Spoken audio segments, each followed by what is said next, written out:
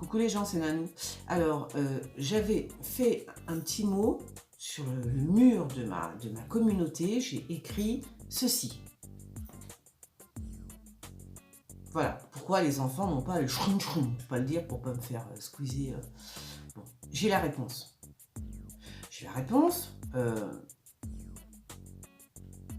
Et j'ai validé ma réponse en découvrant encore des choses. Faut avoir le cœur bien accroché, hein. Si, je vous assure, hein.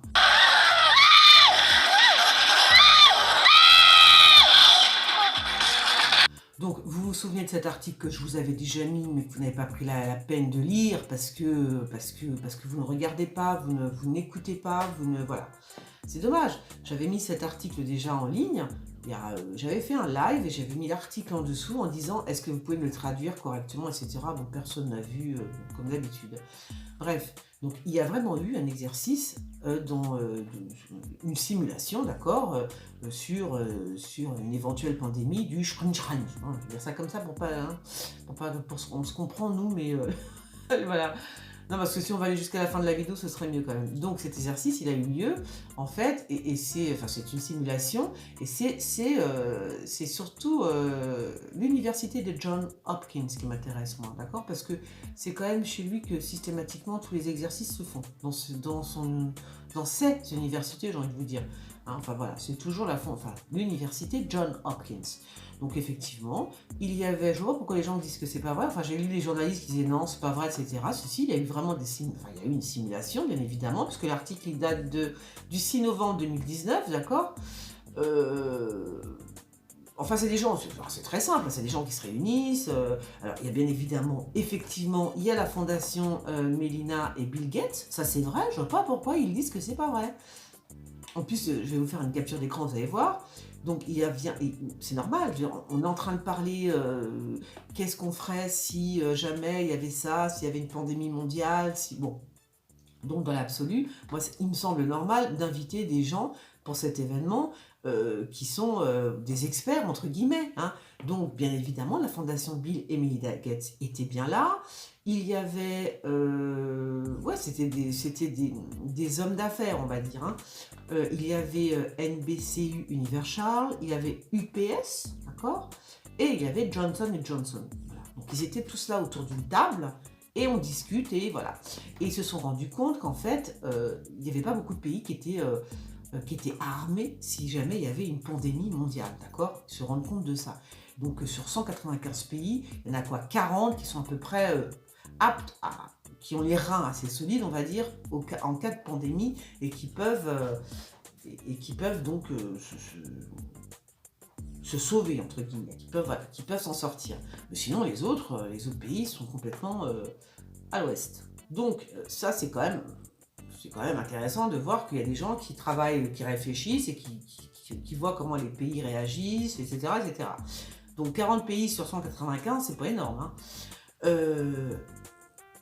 Donc voilà, donc ça c'est ce qui est sorti de la simulation qu'ils ont fait. Ils ont fait une simulation aussi, là c'est, accrochez-vous bien, hein, il faut avoir le cœur bien accroché, hein, parce que là ils ont fait une simulation pour les gens qui n'étaient pas immunisés, hein, d'accord, contre cette pandémie du hein, voilà.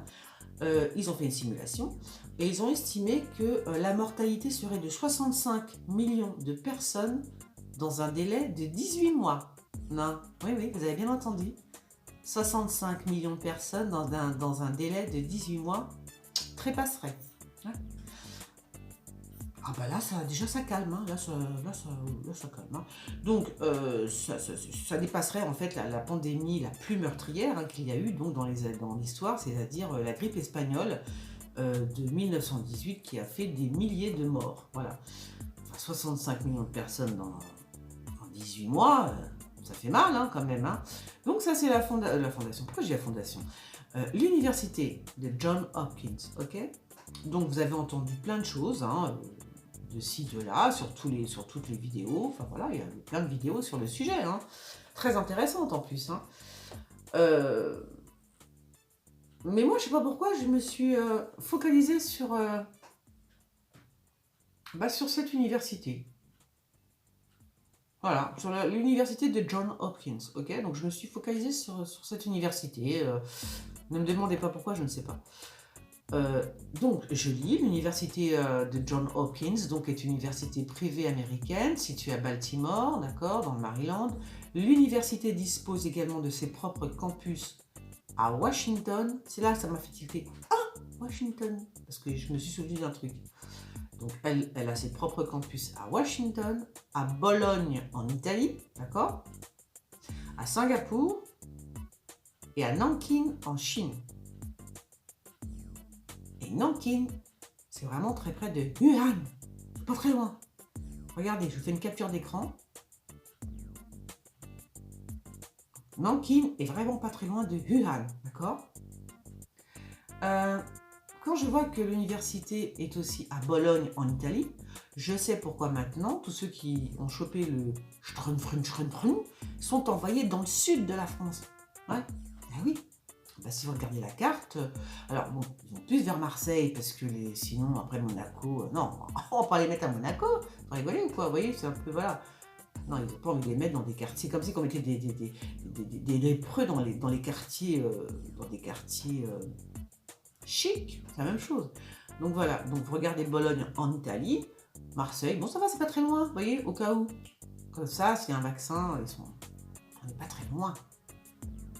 Il y a entendu, d'accord, vous avez compris. Donc voilà déjà pourquoi ils vont dans le sud de la France, les rapatriés qui sont susceptibles d'avoir le virus sont plutôt dans le sud de la France parce que l'université de Johns Hopkins est pas loin en Italie.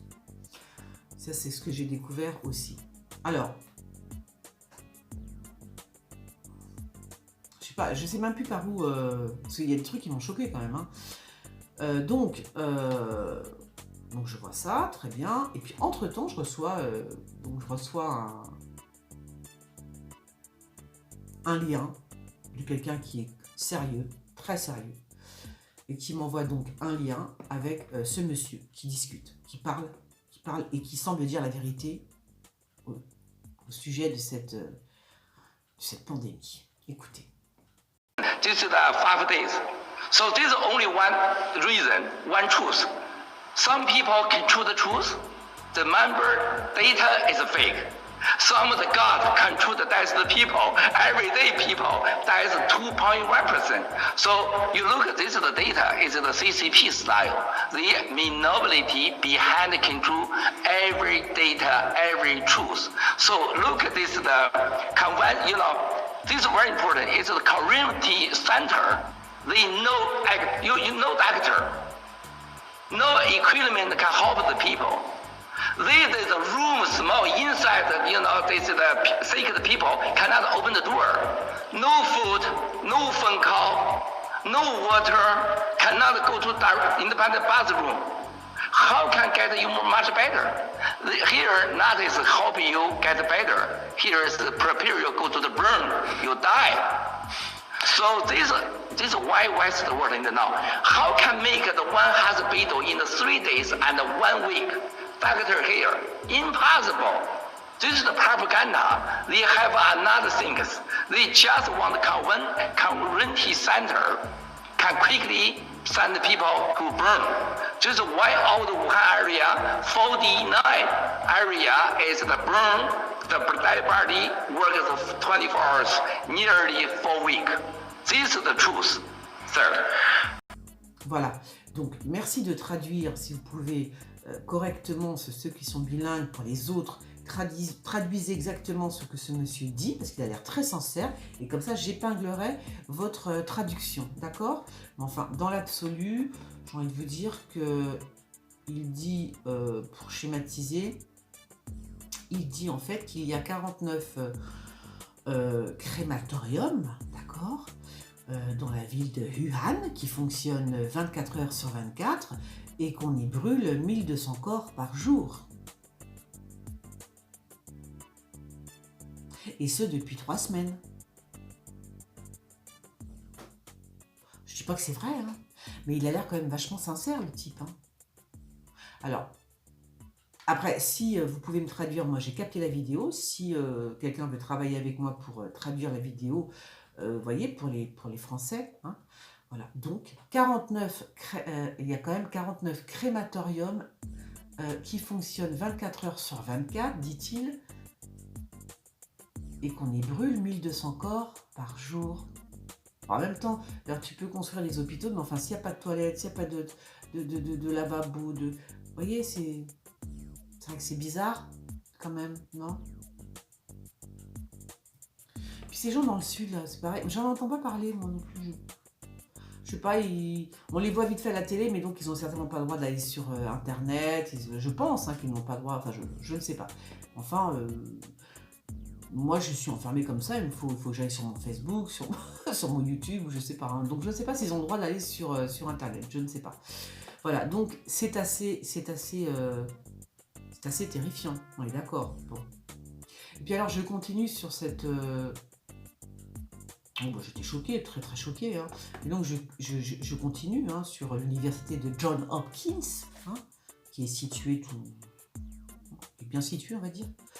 C'est-à-dire que là, j'apprends que en fait, la justice américaine accepte en janvier 2019, donc il n'y a pas longtemps, hein, en janvier 2019, d'ouvrir un procès contre l'université Johns Hopkins pour sa participation dans les années 40, tenez-vous bien, à un programme expérimental mené par les États-Unis au Guatemala, sur près de 700 cobayes, parmi lesquels des enfants avaient été contaminés. Je la refais parce que ça me choque tellement que j'arrive même pas à lire. Alors, la justice américaine accepte en janvier 2019, c'est récent, d'ouvrir un procès contre l'université Johns Hopkins pour sa participation dans les années 40 à un programme expérimental mené par les États-Unis au Guatemala.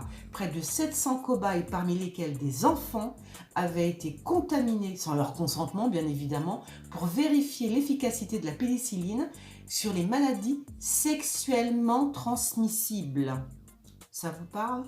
Donc, je vais reprendre cet article, c'est-à-dire que c'est encore pire que ce que je pensais. C'est États-Unis, Bristol Myers renvoyé devant la justice pour une expérimentation sur la syphilis au Guatemala.